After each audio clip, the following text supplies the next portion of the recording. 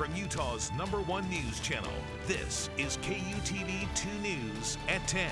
There's so many tragedies here. Tonight, a child missing in the Provo River. Tragic that a child fell in. Her mother and a complete stranger risked their own lives to save the little girl. Tragic that two people who went to try to save that child are now passed away.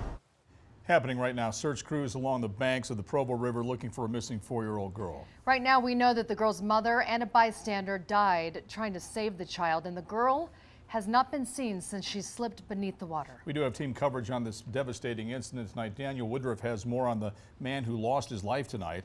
Christina Flores live with other families who are picnicking in the same exact area, who are in disbelief that something like this could happen. We want to begin tonight with Jeremy Harris, who is live at the Rescue Command Center. And Jeremy, searchers are still on the scene?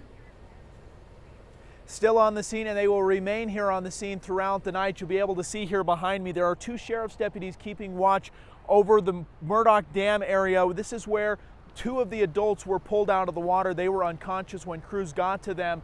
But as the story developed through this afternoon, it was not only intense, but also tragic.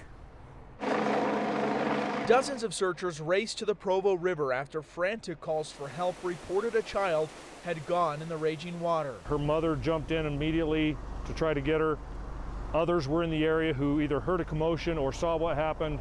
They also went in the river to help. First responders went downstream and were able to find the girl's mother and a man who jumped in to help. Both were unconscious in the water. There are very few people who can withstand the forces of this river right now. The adults were raced to the hospital as the search for the girl intensified.